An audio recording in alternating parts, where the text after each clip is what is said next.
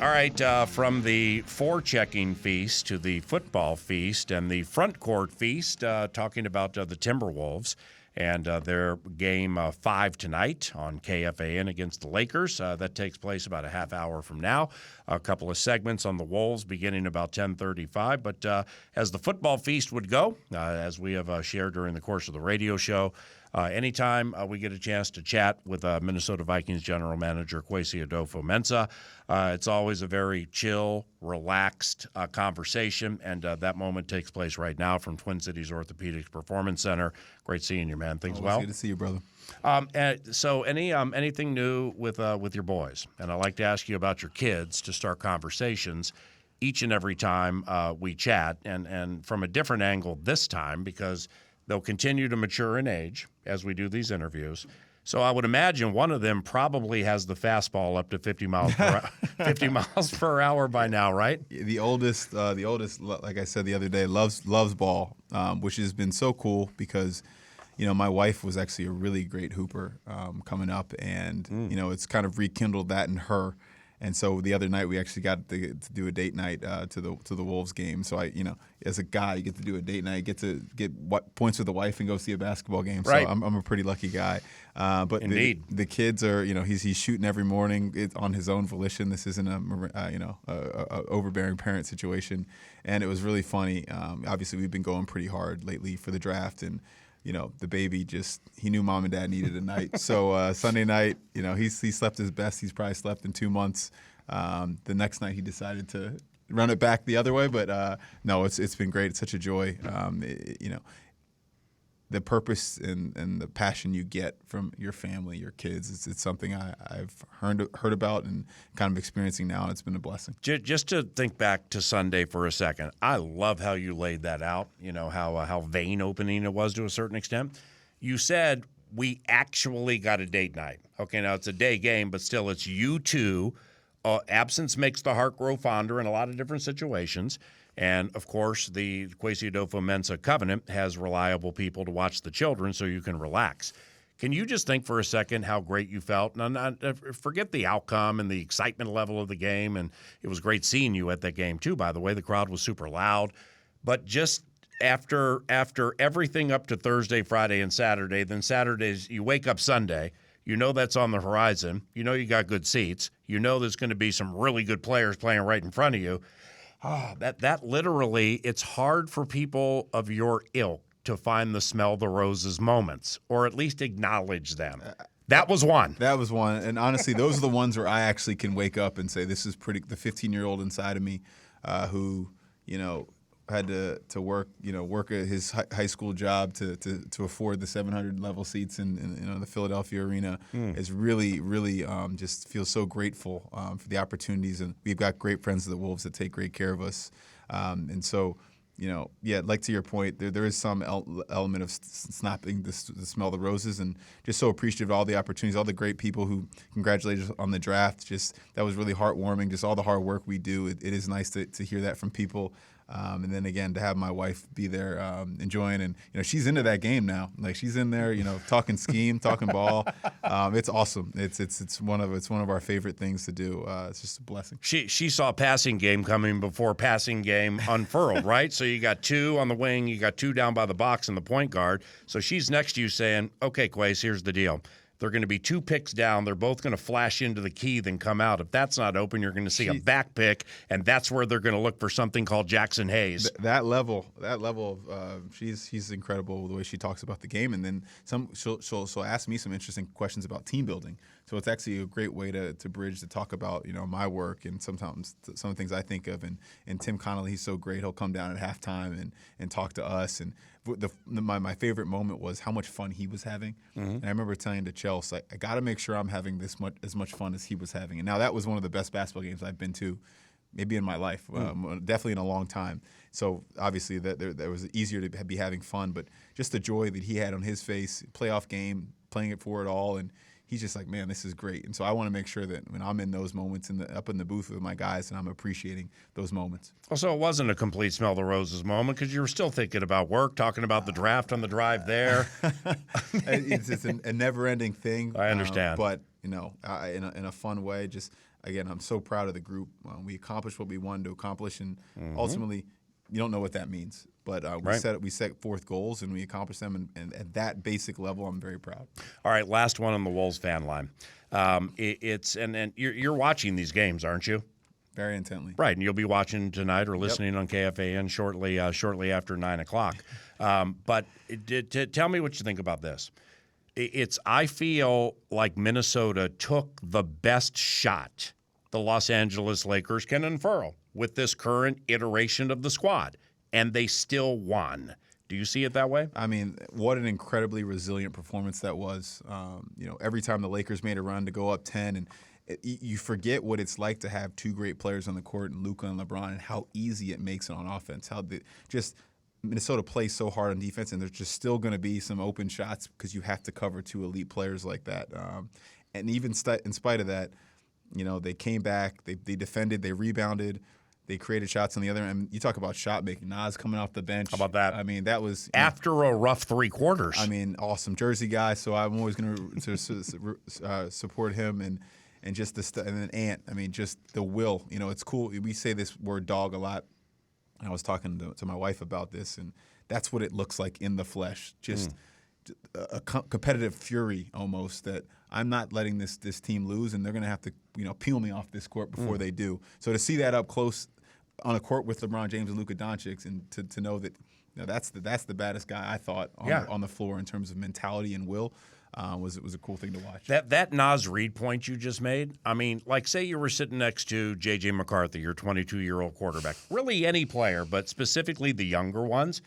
I mean, what a wonderful example you would have had in front of you. Hey, Naz couldn't get out of his own way for a little while. Then he got aggressive, went to the basket, got to the line, and guess what happened? He missed 2 free throws. So he's got a lot of things going on in his mind. Yeah. Coach believed in him in the fourth quarter. He believed in himself. Yep. He compartmentalized, put it all behind him, and hit 2 of the biggest 3-pointers of his life. But he got going with that little half hook, didn't he? Remember? Yes. I think they had a small guy, baby hook, like a little half hook, and then he hit those threes. I mean, and those were tough shots. He's a shot. I mean, that's the thing. I love him. Take no credit from the Lakers. They played good defense. They didn't sub anybody, so they were on fumes. But like the Minnesota hit some tough shots, and like you said. They can beat anybody. When you got the baddest dude in the gym, and you got a team full of resilient players, they can beat anybody. All right, the Minnesota Vikings extended Andrew Van Ginkel through the 2026 season. That news popped yesterday. This is another high-character guy who's really, really good at what he does. And that combo clearly is important around here. Absolutely. You always want to have foundational players. We call them program players that kind of meet the needs of your culture, meet the needs of your scheme fits, and then from a talent standpoint, obviously we've seen what he was able to do. In free agency, we actually tried to sign him to a 3-year deal. There was another team that came in and offered a 2-year deal that we had to compete with. So you obviously always want the longer-term deal as much as possible, knowing that if he plays well, this is the type of thing that you're going to be able to do.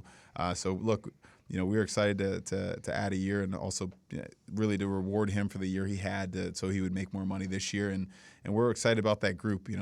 Dallas, we think is going to play incredibly well this year. And part of the reason when we drafted Dallas, we already had Van Ginkel and Grenard, and we knew we'd be able to play them, the 3 of them together, just because of their versatility. Van Ginkel's ability to play linebacker. Dallas has the mental ability to play linebacker and did some of that at Alabama. So the ability to get them 3 on the field at the same time. But also, that's an edge group where you want them firing off the ball. You don't want them necessarily playing high into the 90% play time, so there's just going to be space in a rotation as well. With Andrew Van Ginkel, and you don't pursue him in free agency and then pay him the way you pay him if you didn't like him. But I would imagine, whether it's the 11.5 sacks, everything that went his work against the run, everything that went into his year last year. What did you what did your staff pull out of him, and what get from him that maybe, I don't want to say surprised you, but wasn't necessarily on film with what you had seen before you signed him? Well, I would say that, for him, the big opportunity he got in Miami was just that there was injuries in front of him. Mm-hmm. And that last, I think I want to say it was 9 games, he just got to play. Yep. The first time in his career, he really got to play starters minutes. And you started to see what it could look like when you involve him in games. You see that play demeanor, that hustle he plays with, play on every down, 50-snap basis. And he started to pressure the quarterback. He's making plays in the run game. And so with Flo, obviously, with his experience with him, and you just saw that take that to another level. To be more consistent, to make those plays, and also the way we play on defense, him becoming the force player and a player that we want to be involved and saying, hey, we're channeling a lot of plays his direction. He's smart, instinctive, athletic, and if you're going to, bring players in his orbit often, that's not going to be good for the offense. So that's something we got to see at a high level, and our coaches really help bring that out of him. That's fascinating because it meshes your job now and your equity, your background with stock trading because, of course, every general manager wants to buy the Andrew Van Ginkels cheap, get the most out of them, and then we gladly will compensate you fairly. Sure. Blake Cashman was the same thing. For sure. Because like if you look at his game logs and his reps in Houston, he had that one game where in the season before you guys got him, Denzel Perryman was out, so he had to be the green dot guy as the middle linebacker. Might have had 16, 19 tackles in the game. So the opportunity presented itself. He was the quarterback of the defense, but then Perryman comes back and he goes back to his role. Yep. So that everybody wants to do that, but actually accomplishing it. What are the keys? Yeah, a lot of it, and I think you said it perfectly, and that's a great segue to my old job. My old job was connecting the dots and trying to sometimes see what's there that might not be obvious.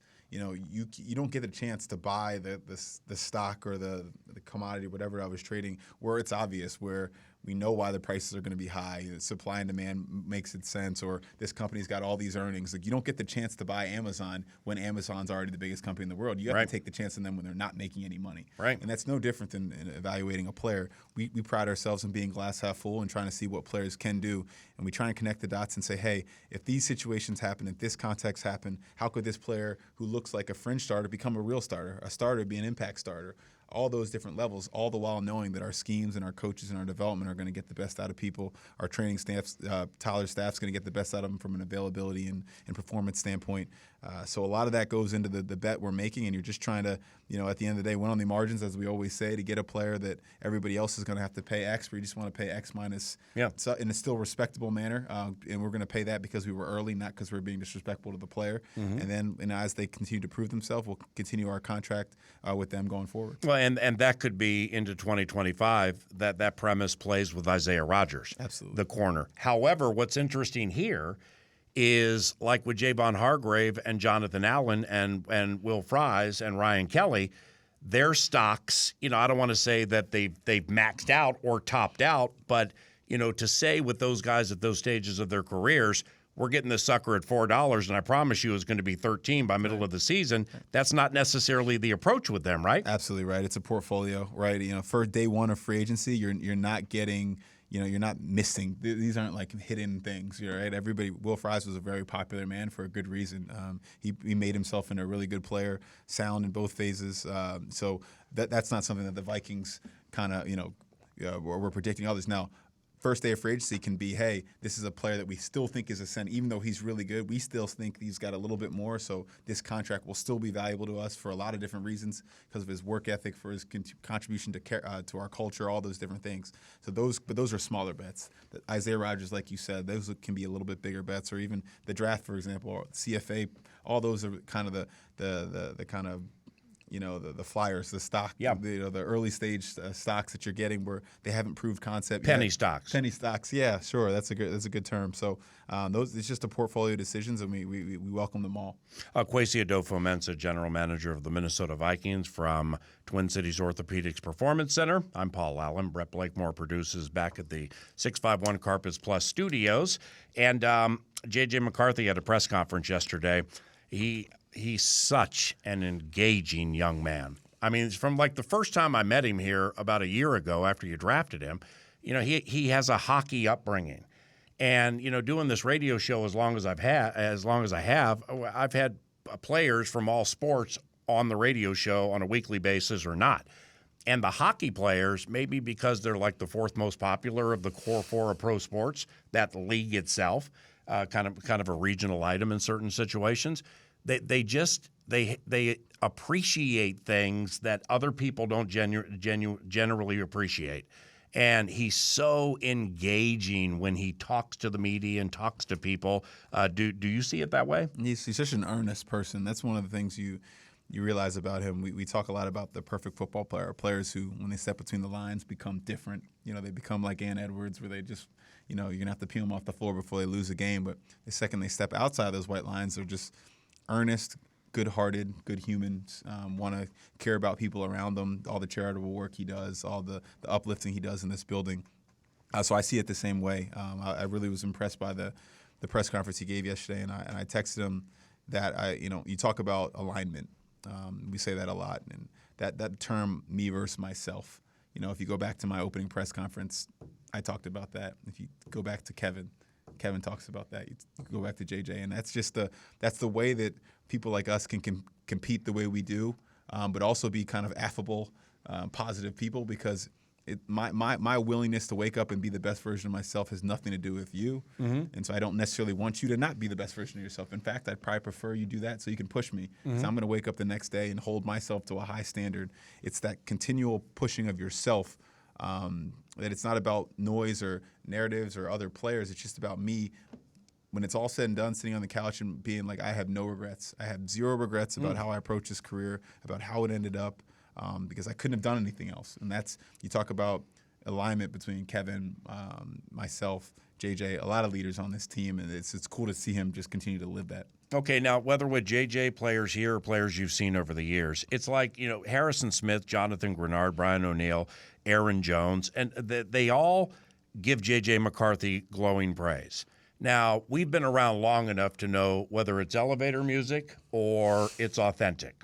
And with these guys, specifically Harrison, who I've known since he got here, he's not going to say something before he's just effusively going to lie about something to finish a press conference.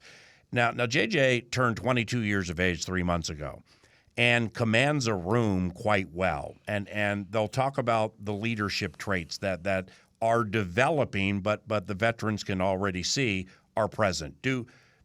From your knowledge, do you think that some just have that special gene, or do they need to be developed, or both? No, I think certain people just have the ability to they stand in front of a room that they can galvanize a group of people around a cause. When he arrived here, he obviously was a rookie quarterback, and I remember walking in the building and he's leading walkthroughs with his rookie skill players. Leading whenever he could. Is that the most important thing, that OTA that day? Maybe not. Right. But he's just going to lead the way he can whenever he can, because that's just in him. And I saw that as just kind of I was just smiling to myself, because that's just what leaders do. They find opportunities to lead. And that's who he is. I do think some of that is born in you. I do think you can obviously develop that, and he's a very meticulous student of the game. He studies a lot of that in the offseason, just a really accomplished reader. He'll send me books that I probably need to find some time to read. So it's part nature, but I would say part nurture as well. Kwesi Adofo-Mensah from Twin Cities Orthopedics Performance Center. Donovan Jackson, the first-round pick last week, seems to fit that mold too. He had a press conference last week, late in the week, where he absolutely owned the room. I really enjoyed his presser, the levity, the authenticity, and everything, and it was natural. So, Apple, you talked about Donovan with yours truly and others last week. I just want to rattle through the rest that you drafted and get your quick twitch. What stands out with Maryland wide receiver Ty Felton? Somebody that just kind of jumped off the tape in the way they play. A lot of receivers nowadays, just some of these offenses that play a lot of tempo, you don't really feel a play style and a demeanor. This guy jumped off the tape. Just the suddenness in and out of breaks as he's cutting. Really the quick acceleration with the ball in his hands, and then a mindset. Like, he's trying to crib every ball he gets. Now, he doesn't. Obviously, that's not possible, but you can see there's a mindset that I'm trying to score. He's a 6'1", 183, 184-pound player, so not the biggest guy, but he plays a lot bigger and stronger. Loved what he did with the ball in his hands, and then you get to the special teams tape, and the special teams tapes guys are loving him. That doesn't happen often. That a GM or an executive will be watching a receiver and love that tape, and the special teams coordinator comes in and says, "We got to have this guy." That doesn't happen very often. So when you get the uniquely talented player who also has just a gritty mindset, those are two things that you love. A Georgia defensive lineman, Ty Ingram Dawkins. Yeah, versatility. I always say the versatility drinking game that you could play with the Vikings in terms of what we crave on the defensive side of the ball. He's the epitome of that. You talk about somebody with length, quickness. There are some flashes that look like some players that we could all name and be really fired up if he became just a fraction of those guys. And he's on his football journey. He knows that he's kind of his best football's in front of him. He played behind some really great players and got to see some great things up close at Georgia. But we see him as a player that'll be kind of in that 5-tech, 6-tech world, give us the ability to stand up on the edge as well, and then kick inside and 3-tech and pass likely and be able to win with quickness. He's still developing his game. He's got a lot of traits, a lot of stuff in his body. And Marcus Dixon, I think, is one of the up-and-coming rising coaches in this league. Love him. And love to trust players with guys like that because he's positive, he's passionate. He's going to leave no stone unturned to get the best out of him. For the layman, which would be me, 5 and 6 tech, 5 and 6 technique, would that be defensive end? Defensive end-ish. Yeah. It's whether you're in a 4-3-3-4 or whatever. But yeah, he's on base downs, we're going to rely on his length, his instincts to kind of help us in the run game, set edges, and work versus tight ends at times. And then in pass rush, we're going to transition to wanting his quickness. Linebacker Kobe King from Pennsylvania State University. Yeah, really surprised to get him where we got him. We're kind of the draft board, the way it works is sometimes names start sticking out, and we do a lot of draft simulations where we go through exercises and routine scenarios and different things like that. And he kept coming up on a couple of our simulations. So I'm like, all right, let me make sure I do a deep enough dive to make sure that if he's there, I'm comfortable with the risk. And so that's not just a film evaluation. That's reading the background reports from our great as college scouts, and where they talk about the infectious energy he has at practice, the ability to communicate to the defense, and you can see it on film. He's a maestro out there. He's a point guard telling people where to go, different things like that. And then you talk about the athlete, going out watching the pro day, seeing how strong he is, how explosive he is, and then a knockback tackler. This game sometimes people can make it harder than it is. You need to be people who can tackle the ball, who can run to the ball and tackle the ball. He's going to help us a lot in that regard. And you talk about the new kickoff play, which is add 7 outside zone-ish type plays a game, 4 to 7 outside zone-ish type, mid-zone type plays a game. We think we added a really great tool in that regard. What about tight end Gavin Bartholomew? Gavin, man, he was somebody we obviously knew we were going to take a tight end. That was one of deep those tight end draft too, right? Very, deep. I would say deep in parts. Okay. Definitely deep in parts. I think there was a group of solid players kind of there that we were just monitoring. There were some guys that got taken before and after him that we were would have been fired up about. But Gavin really set himself apart first and foremost. He played as a freshman. Talking about coming in as a young kid playing in that league. That was an offense led by Kenny Pickett and Jordan Addison, a young Jordan Addison at the time. And so they really to come in and really be like, he's not the biggest guy. He's big enough, but not the biggest guy. But really has just a natural play strength to him. Not the longest arms, but can use his lower body talent to get leverage in the run game. And then we just think there's a separation ability latent in him. You can see it from the way he bends, the way he explodes off the ball, especially in his pro day. Coach Angelico, again, I'm going to credit our coach. I think he's one of the best in the league doing it. And so with him getting the chance to watch T.J. Hockenson every day win and separate, watch Josh Oliver block, I think that's going to be the environment to grow him as a player. We see him being he's going to start off on special teams, obviously, and just give us, tight end support, and then we'll kind of go from there. But really just loved everything about him. He's all ball. He's competitive, and we're excited to add him to the room. What kept you from drafting a corner or a safety? Yeah, corner, I think it's sometimes it's the way the board falls. There were opportunities. Obviously, we would have loved to take an opportunity, but it's got to be the right fit. You want length, you want speed, you want all these things, but you got to play in our defense, which requires guys to do inverted safety stuff and different things like that. So they got to be instinctive. We want guys to take the ball away.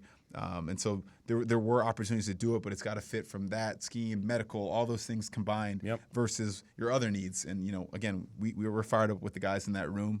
We signed Isaiah Rodgers, but we also got Mekhi Blackman coming back off of injury. We got Dwight McClellan, who played good football for us in the preseason, and we're excited about. And then Okuda is somebody we signed in free agency that we're excited about resuming his career. He's as talented as anybody that got drafted on Friday or Saturday or Thursday or Friday. Kwesi, are you 3 years and change into it now? Are you learning from agents or from players who get here that college free agents, they want to come here? Yeah. It's like when this whole thing pops, agents are like, all right, well, this team's good, but don't trip on that because they give people chances, and the facility's second to none. and they're not afraid to pay their college free agents if they really like you. I mean, all that stuff stands out with these college free agents, doesn't it? Well, 100%. And I want to make it clear. I think a lot of times, when I get a chance to read media in the morning when I'm working out, I'll try and, look at something online. And a lot of times my name gets said. And I just always want to pause people on that. And obviously I run the process and all those things, but there are so many people that are involved in this that's why free agents come here. They come here for the Paul Martins and for the Chuck Petersons because of the care they give the people, and they've given for years. They come here for the facilities from the ownership. They come here because we have Taylor Brooks sending them care packages and notes and saying how much we care about you and want you to come to be a Viking. Our coaches Zooming and staying in contact with him. We call it our sickness process, led by Demetrius Washington, Ryan Grigson, getting these names up early so that GM actually knows them. So when these agents call, I'm not just giving like a fluff pitch. I'm actually telling them very specifically why I like their player and how they're going to fit in our scheme. So there's a lot of people that deserve credit for that. I want to make sure that they get the shine they deserve, and we're going to keep trying to win at the CFA process, keep winning at the draft process, pro process, win on the margins everywhere we can. And the newest one from last year could be Gabriel Murphy. Absolutely. With Patrick Jones off to Carolina. Hey, there it is right in front of you. We got these three. Yeah, we know that. But Patrick had those three too, and he played a lot. It's the portfolio effect, man. You never know what's going to happen, who's going to leave, and we don't know which of these prospects are going to come to fruition and be the players we want them to be. But we're excited. We got a lot of people in that room, and we think somebody's going to take a step forward. 1.5 more. Here's the half. Ever been prank called with some rube pretending to be an agent? Oh man, that's a shame. Well, there's a fine today too. Darn, yeah, Falcons got fined $250,000. Albrecht got fined $100,000. I did not see just that. popped right before you walked in. That's what we do. We break news. Yeah, that's I don't want to speak on the fine per se. I don't care about that. But have you ever been prank called? No, I haven't. And look, I've been young before. I've been done some things that weren't always perfect. So I don't want to sit here on any type of mountaintop saying I'm better than anybody else. But that's unfortunate. That's a big weekend for that kid. I'm glad he got drafted to a great place in Cleveland, and it's his chance to set his destiny now. All right, I want to end it like this. Not that doesn't mean that there's not more to be done. In fact, I'd bet a lot that there will be players added in the offseason, probably close to training camp, stuff like that, with the compensatory situation in the rearview mirror. But Mason and Jones, your running backs. More physicality potentially with the interior of the offensive line. You added speed to the wide receiver room. We'll see what happens with Rondale Moore, but when he's healthy and happy, he's fast. Hargrave and Allen to bolster the middle of the defense. Is the design predicated on playing multiple styles and winning multiple ways? That's exactly right. That's the way, I don't know if this is what you say in an interview, but, I think when you close your eyes and picture a championship team and you just throw out a score, any score, and you got to tell yourself we could win that game, and you have to mean it, 10-7. And if that gives you heart palpitations and you aren't there because that game could potentially happen in a playoff game, can you win a 40-30 shootout? Can you win a game where you can't throw it? You got to ask yourself, can I win any type of game to win a championship? That's ultimately what it's going to be, because we can't control the type of game that we get, the matchup, for whatever reason, the weather, whatever it is that dictates that game. And so we really want to build ourselves the type of team that can win any type of game. If it's going to be a slugfest, 8 possession because both teams can run the football, let's line up and figure out if we can be that type of team. And so that's what we tried to build this offseason, all the while knowing our foundation is going to be, Kevin's ability to manipulate and create explosive plays in the passing game. But now we can counter that with ability to run the football on the defensive side of the ball. We can do exotic things and different things like that with blitzing and all the inverted coverages we do. But now can we rush 4 and play coverage? Can we do that in the game? And so just giving us the variability and the types of games we play. Look, we're not shy in our ambition, just like every other team isn't shy in their ambition. We're trying to be the last team standing. We'll do whatever we can to do it, and we think that it takes the ability to win different types of games. We could do this for hours. I really enjoy our chats, but you just triggered something with me about McCarthy. Yep. Which this popped up with me, and I got loud about it on 9 to noon, during all the Rodgers talk and stuff like that. When people would mesh, just in the talk radio world, I felt it was dramatically shortchanged, and it's still underplayed. The offensive staff you have, specifically led by the head coach, and how they can minimize things with McCarthy as he grows. they can maximize on things that they know are good, but maybe people haven't seen it yet. Absolutely. Is you can't shortchange this coaching staff with a 22-year-old quarterback knowing what game shape is going to be with these new components that have joined the team, right? Absolutely right. And you're talking about coaching staff, and obviously I was involved in the plan. We talked about bringing up a young quarterback, Kevin's interview. And so we didn't know the name would be J.J. McCarthy, but we did know that a name would be part of that. So that you're talking about a gradual process in terms of development, reps, the type of team we want around him so that we can elevate him to be his best version of himself while he's a young player. This is all just coming to fruition, but it's been taking a lot of planning. Kevin deserves a ton of credit. Wes Phillips, Josh McCown, I think is, obviously people know his star, and there's a reason why people know his name. Just a lot of great coaches involved, and we're happy that they're on the Minnesota Vikings side. I have to have your best 20 seconds on Sam Howell, who's I'm not going to say he's QB2 because I just know what I saw and what I heard about Brett Rippon last year. Yeah. I want to give him a chance to be Absolutely. QB2. Sam Howell. Like we said earlier, though, just on the portfolio thing, we love Brett. We want to put a bunch of good players in the room and see who shakes out. But Sam, somebody that we obviously did in the 2022 process, really liked a lot of things about him.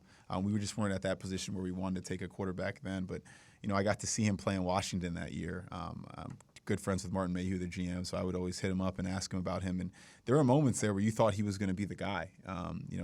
They dropped him back to pass a ton, and then he got hit a bunch, and that can happen to a young quarterback. And those are things we try to avoid, obviously, in ours. But man, there were some moments where he put the team on his back, and that's flat out. I'll go game for game with you. Yep. With games where like that Eagles game. Eagles game. They lose at the wire, but he had 4 touchdowns. I mean, there was a stretch there I want to say where he played. It was 3 to 4 games where he had 11 touchdowns, 1 interception. Just really good football. Some of the stuff, the wheels came off towards the end of the year, and that can happen in this league when you drop back a young quarterback that often. But when he came to my office the other day, I told him I always wanted to meet him because this guy is out there competing.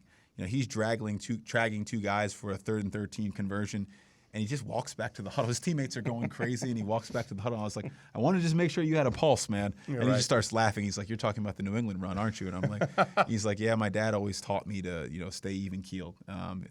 But he's like, there are moments where I probably need to get people fired up. And we kind of laughed about that. But we're excited to have him. He's super talented. Like you said earlier, these players can evaluate. When Harrison Smith evaluates J.J. McCarthy, that means something to me.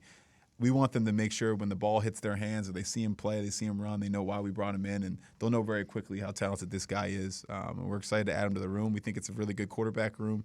Obviously, not as proven as maybe some others, but our belief in what they can do in this league, we're fired up about it. Spectacular. Thank you. My man. Kwesi Adofo-Mensah, General Manager for the Minnesota Vikings. We'll be right back.